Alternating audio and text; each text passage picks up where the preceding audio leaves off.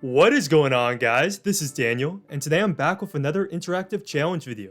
This one is very concept heavy, and it's on Ben Simmons, who is having a terrific all-around season, putting up 17, 8, and 8 plus stout defense. How this video will work is I'll show you a play, and right before Simmons makes a critical decision, I'll pause it and you'll guess what decision Simmons will make. You'll catch on super quick. There will be 7 plays in total. So, let's get to it. But first, I want to thank ExpressVPN for sponsoring this video. Without a VPN, your data is like a postcard that can be seen by a bunch of people before it gets to your final destination. With ExpressVPN, your data is encrypted and sent through a secure tunnel, similar to putting that postcard in the most secure envelope. To me, this is important because if I'm using public Wi-Fi, maybe in an airport or a coffee shop, I don't want a hacker to be able to steal my personal information. I want my private info to stay private, and with ExpressVPN, I can rest assured that it is. Luckily, ExpressVPN is super easy to use. All you need to do is open it up and click to connect. It's rated the #1 VPN by TechRadar.com for a reason. To find out how you can get 3 months free, click the link in the description box below at expressvpn.com/CoachDaniel. But that's not all. ExpressVPN also provides internet without restriction, allowing entry to block content that you'd otherwise not be able to access. So, with ExpressVPN, stay protected and unlock some content by clicking on my link down below. As we get started, just keep in mind Simmons doesn't shoot jumpers. So number 1, Tobias Harris gets it in the post and Simmons is on top. What should Simmons do here? Should he stay where he's at? Should he move right along the perimeter? Or should he cut to the rim? I'll give you 5 seconds to make your choice.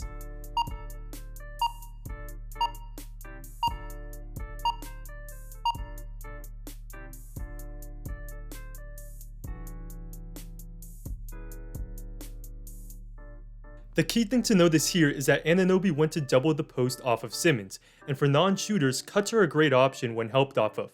So Simmons cuts, and here we see the power of the cut, as now Simmons is a threat and Lowry has to help. Korkmaz nicely fills to the top, and now he can attack a closeout when the ball is swung. This was such a crucial fill by Korkmaz, coming all the way from the corner, executing the basic cut and replace concept, because not only does it put him in good position to score, but it creates floor balance.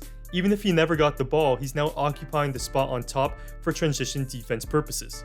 Number 2, the ball is in Richardson's hands and Simmons is off ball, and watch the play unfold.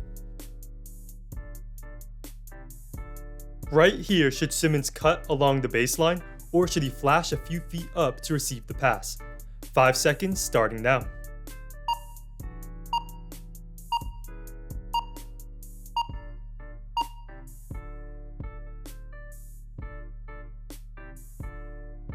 I've talked about this concept a lot, but I don't care. It's worth going over again. Simmons is in the dunker spot along the baseline, and the moment Richardson drives at him, he cuts under the hoop. This creates space for the ball handler, and here it gets Ben a putback. You see this dunker spot cut every once in a while, and here's a nice one by Wendell Carter. To be clear, this is what I call the dunker spot cut. Randall drives right at Robinson, so Robinson cuts along the baseline behind his defender. Anyways, out of necessity, Simmons is quite a good cutter, and if we look at the per game leaders of points scored off of cuts, he ranks 9th. That's excellent, and then when you take out all of the centers or players who play some minutes at center, and he ranks first by a mile on points scored off of cuts. On to number 3, take a look as Simmons grabs and goes. If he were to drive on this play, which way should he go? To his right or to his left?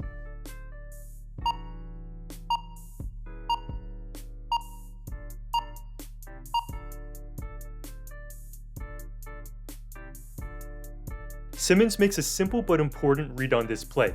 He drives to where the space is. He has Derrick Jones on his heels, and on the right side there are 2 defenders in the way, while on the left side there is only 1 defender and he's guarding a shooter. The space on the left allows Simmons to get downhill. Number 4, and here we see Simmons used as a screener. Take a close look.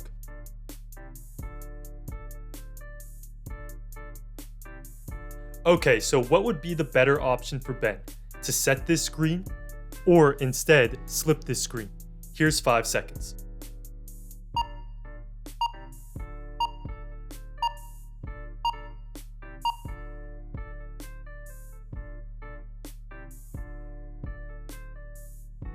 Simmons did a good job on this play of recognizing the pick and roll coverage. We can clearly see Thad Young is going to hard hedge or show on this screen because he is tight to Simmons and facing his back.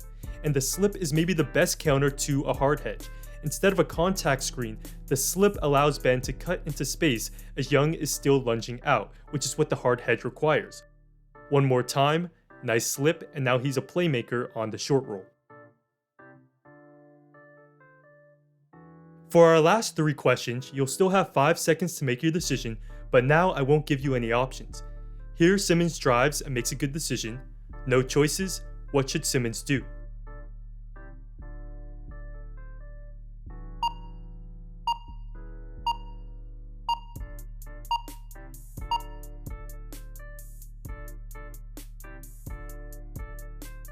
Nice wraparound pocket pass here, and it goes without saying Simmons is a tremendous passer who uses his size and length. Anunoby gives him a lane, and then Gasol comes over to help, which leaves Horford as the best option. Notably, Van Vliet is in a neutral stance on the weak side, not committing to help, so he would have been able to recover on a pass to the corner. Quality look for Horford. Number 6, as Simmons rejects the ball screen, he nicely reads the floor. What should he do?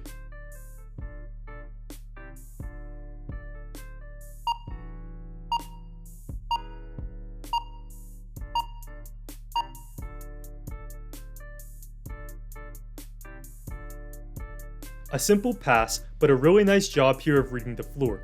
Miami is in a bit of a zone, so when Simmons rejects the ball screen, there's a 2-on-1 on the perimeter. He reads this, and Simmons throws it to Korkmaz because there is a direct passing angle, while we notice Olynyk is not only backpedaling to the corner, but he's also in that passing window to Mike Scott. Korkmaz makes the nice extra pass, and that's good basketball. The last play is a nice defensive play from Simmons. Defensive clips are harder to put in this format, but here's a good one. On the swing to Morris, what should Simmons do in this situation?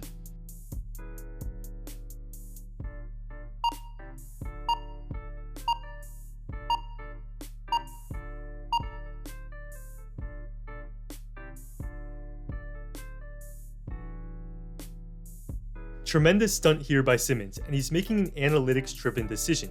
In the NBA, corner threes are shorter and are approximately a 39% shot, while non-corner threes are about a 35% shot. So defenders are taught when they're in a 2-on-1 situation like this to stunt to take away the corner three. Simmons jabs his left foot at Morris, but he's keeping his momentum back. He's just looking to buy a little bit of time for the recovering Harris. Here it works perfectly as Morris thinks Simmons is making a full rotation, so he passes it to Kawhi, and now Harris can recover. The Heat used this stunt well in their 2-3 zone defense, and here's a good example where the stunt is used in a 2-on-1 spot. This prevents the corner 3, and can also make the wing player hesitant and less likely to get off a clean look at 3, which is what happens here. You also get number 7 correct if you were thinking this. Here George Niang is in that 2-on-1 spot, and he looks to take away the corner 3, but the technique is different. Look at his positioning. His chest is facing the ball, not his own man, and he's looking to block the passing lane. It has the same goal of preventing the corner 3, but done with an open stance. That's all. Comment below what score you got out of 7 and which plays gave you the most trouble.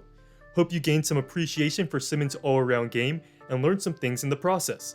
Thanks for watching, and I'll see you next time.